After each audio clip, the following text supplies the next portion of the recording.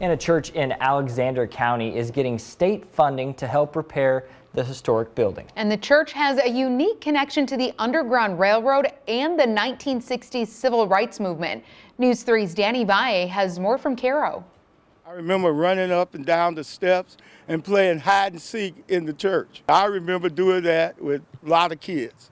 For fourth-generation Cairo resident Ronnie Woods, this church is his childhood. It was where I grew up. It was where I lived. It was my social life. He's been the pastor and caretaker of Ward Chapel AME Church since 2008. Founded in 1863, the congregation moved constantly, situating on 17th Street in the 1900s. It's been 10 years since its last sermon. Most of its members are gone. I used to come in this basement and cry and think of the memories of all the people that were here. It's very difficult. The church's connection to the Underground Railroad is down those stairs, to its basement. That's where slaves hid in secret, waiting for the next trains to take them north.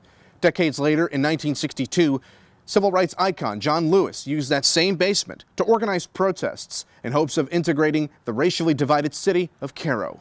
These reasons illustrate the importance of maintaining the church, according to Don Patton, president of the Cairo Historical Preservation Project. We need to respect the history of the town, and I think it's a good way to develop tourism and economic development.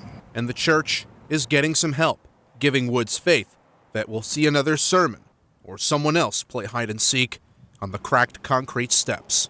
I'll never give up. I will go to my grave with the idea that Ward Chapel will come back in some form or fashion. It's just going to happen. It just will be. The group got $2,500 to fix the roof, but Patton says it's just a drop in the bucket. They need $60,000 to fix that roof. That way, they can focus on the mold inside the building. They hope to one day turn it into a community gathering place and a civil rights museum. Here in Cairo, Danny Valle, News 3. The Cairo Historical Preservation Project says fixing the church is its top priority. It's one of 4 historical buildings the group is focusing on. Those include Magnolia Manor, Cairo Public Library, and the Custom House. The group's president, Don Patton, says he's grateful for the amount of donations received since creating the group last year. Along with a planned $40 million port project in the works, Patton hopes to see more investments into the city. It's my hope that we continue to develop collaborative partners, meaning not only the state but public and the private sectors, identifying funds to improve landmarks here and overall improve the town. Now, if you want to make a donation to the preservation project, visit historicalcairo.com.